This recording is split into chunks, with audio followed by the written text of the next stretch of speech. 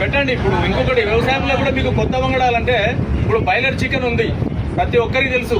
ప్రతి ఇంట్లో ఐఫోన్ ఉన్నది. మనకు వచ్చే మన పిల్లలు 6 సంవత్సరాలకు 7 సంవత్సరాలకు మన ఆడపిల్లలు పెద్ద మనుషులు అవుతారు. దేనివల్ల అవుతారు? ఈ బాయిలర్ చికెన్ వల్ల మనం వాడే జీన్ మాడిఫైడ్ రైస్. పూర్వము మనకు ఈ సామ మసూరి, విజయ మసూరి అనే బియ్యం లేవు మనకు. ఇప్పుడు ఇవన్నీ వచ్చిన తర్వాత మనకు అనారోగ్యాలతో పాటు ఆర్థికంగా కూడా నష్టపోతున్నాం. ఇలా మీరు 40 క్వింటాలు 50 క్వింటాలు పండించి ఒక అమ్మాయి డెలివరీ కావాలంటే హాస్పిటల్ ఎంత ఖర్చు అవుతుంది, ఒక ప్రెగ్నెన్సీ కావాలంటే ఎంత ఖర్చు అవుతుంది, ఒకసారి మనం హాస్పిటల్ పోతే ఒక కిడ్నీ ప్రాబ్లం అయితే ఎంత ఖర్చు అవుతుంది, ఒక లివర్ దెబ్బతింటే ఎంత ఖర్చు అవుతుంది, మానసికంగా కుటుంబం ఎంత ఇబ్బంది పడుతుంది. ఇంతకుముందు మన అయ్యకు మనం తలగొరు పెట్టేందుకు మనం మిగిలినాం. ఇప్పుడు మన ఉన్న పిల్లలకు తండ్రులు తలగొరు పెట్టే పరిస్థితి వస్తుంది. ఈ మందుల కూడు తినడం వల్ల మెంటల్గా మైండ్ మ్యాచర్ అయితే లేదు. ఒక పిల్లగానికి తండ్రి చెప్పే పరిస్థితి లేదు. తండ్రి చెప్పకుండా తండ్రి బండి కొనిస్తాడు. ఆ బండి వేసుకుపోయి వాడు ఎక్కడ పడుతుండో మీ అందరూ తెలుసు. ఒక పిల్లని చదివితే అది ఇలా ఏం చేస్తుందో కూడా మీకు తెలుసు. ఈ పరిస్థితులలో మీరు ఈ రోజు నుంచి అయినా కొంచెం ఆలోచించుకొని ఈ జీన్ మాడిఫైడ్ రైస్ అనేది యూనివర్సిటీలో తయారైన విత్తనాలు కాకుండా మన తాతల తండ్రులు కొన్ని విత్తనాలు తయారు చేయించారు. మీ అందరికీ తెలుసు. ఇంతకుముందు మన ఆనకాయ ఎట్లా ఉండేది? ఆనకాయలు నీళ్లు పట్టుకొని పోయేటోళ్ళం మనం. ఇప్పుడు వచ్చే ఆనకాయలు నీళ్లు పట్టుకోగలుగుతామా? ఇంతకుముందు మన బీరకాయ ఎంత టేస్ట్ ఉండేది? ఇంతకుముందు మన రాములకాయలు పచ్చిమిరపకాయలు గోలించుకుని రోడ్లో నూరుకుంటే ఎంత టేస్ట్ ఉండేది? ఇప్పుడు ఆ పరిస్థితి ఉందా మనకు? ఆ పరిస్థితి లేకుండా పోయింది. ఎంతమంది ఇళ్ళ కరివేపాకు చెట్లు ఉన్నాయి చేయలేకుండా? ఎంతమంది ఇళ్ళ నిమ్మ చెట్టు ఉన్నది? ఎంతమంది ఇళ్ళ నిమ్మ చెట్టు? ఓకే, సంతోషం. ఇలాంటివి మనం చిన్న చిన్న ట్రిక్స్ ఇవి వాడడం వల్ల కొంతవరకు మనకు ఆరోగ్యము సహకరిస్తుంది. రాబోయే రోజుల్లో మనకు పిల్లలకు ఆశ్రయించుడు కాదు, ఆరోగ్యాన్ని ఇవ్వాలంటే ఇప్పటి నుంచైనా మీరు ఈ సామ మసూరి, విజయ మసూరి బియ్యం కావు. మనకు వచ్చే రోగాలలో 50% బీపీ షుగర్లు రావడానికి కారణం సామ మసూరి, విజయ మసూరి బియ్యం. మీరు పెట్టుకోదలుచుకుంటే దేశీ విత్తనాలని కొన్ని ఉంటాయి. భూమి మీద మానవులు పుట్టినప్పుడు భగవంతుడు ఏమి ఇచ్చిండంటే పక్షులకు పనులు ఇచ్చిండు. వాటికి రోగాలున్నాయా? ఏ పక్షి కన్నా హాస్పిటల్ ఉందా? జంతువులకు గడ్డి ఇచ్చిండు.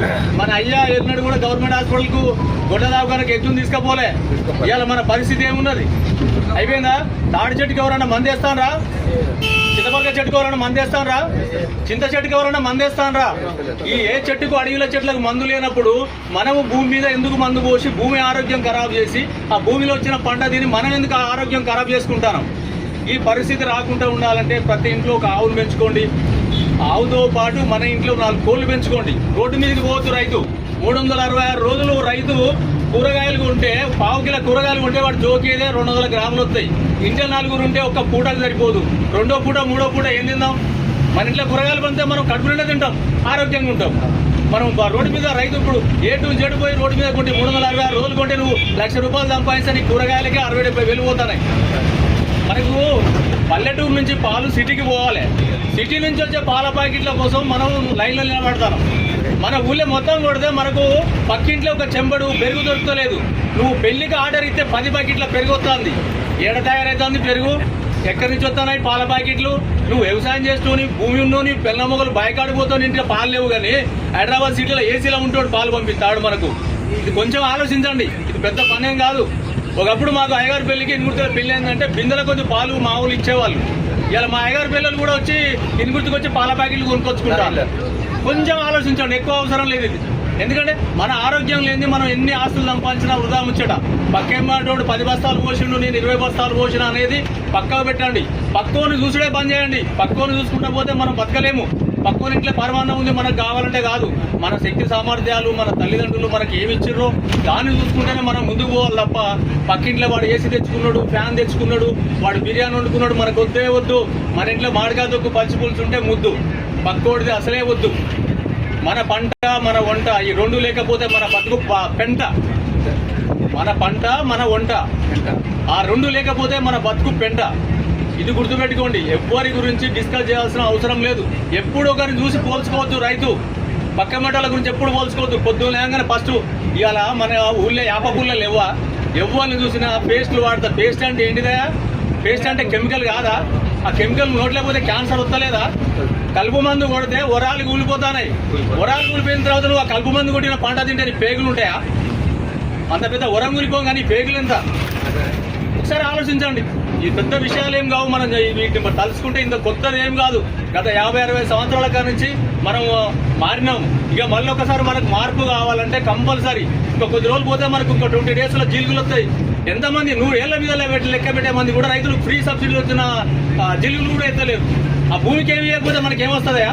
ఇలా గవర్నమెంట్ అది బస్సు పెట్టింది కాబట్టి బస్సులో మనం పోతున్నాం కాబట్టి మీటింగ్ పోతాను. ఆ భూమికి కూడా రీఛార్జ్ చేయాలి కదా. సెల్లూరు బ్యాలెన్స్ అయిపోతే 5 నిమిషాలు రీఛార్జ్ చేయించేదాకా నిద్ర పడతలేదు. ఇంట్లో ఫ్యాన్ బంద్ అయితే వాడు మెకానికల్ వచ్చి రిపేర్ చేసేదాకా నిద్ర పడతలేదు.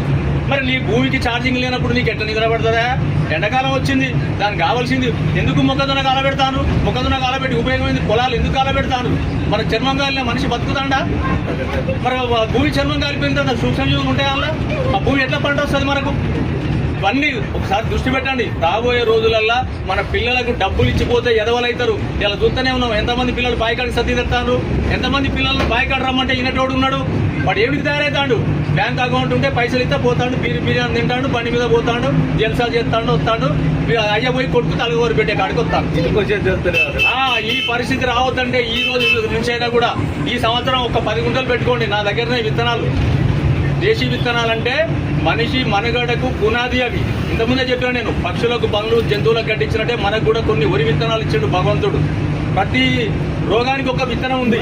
షుగర్కు నవారా రైస్ ఉంది, చిన్నపిల్లల ఎదుగుదలకు మైసూరు మల్లిక ఉన్నది, గుజ్జుపట్టాలి అని ఇట్లా రకరకాల పేర్లు ఉంటాయి. అవి ఆ పేర్లన్నీ మన దగ్గర ఉన్నాయి. నేను గత కొన్ని సంవత్సరాలుగా చూస్తున్నా, చాలా మీటింగ్ కండక్ట్ చేస్తున్నా. మంచి మంచి సాధువులు, మంచి మంచి ఈ మన ఆర్గానిక్ వ్యవసాయంలో 6 తేదీల దగ్గరికి వెళ్ళిపోయి నేర్చుకున్నా కాబట్టి మీకు నేను మాట్లాడే అవకాశం దొరికింది కాబట్టి మాట్లాడుతున్నా.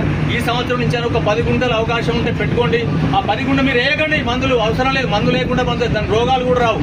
మీరు పక్కా జీలుగులు వేయండి, నవధాన్యాలు చల్లండి. ఒక 10 గుంటలల్లా మీ ఇంటి మందం పెట్టుకోండి. అమ్మడం కోసం పెట్టకండి. ఆ తర్వాత మీకు అనుభవం వచ్చినాక పెట్టుకుందరు. కానీ ఈ సంవత్సరం నుంచి అయినా మనం మీ అందరితోటి ఈ రోజు నాకు మాట్లాడే అవకాశం దొరికినందుకు చాలా సంతోషపడుతున్నా. అందరికీ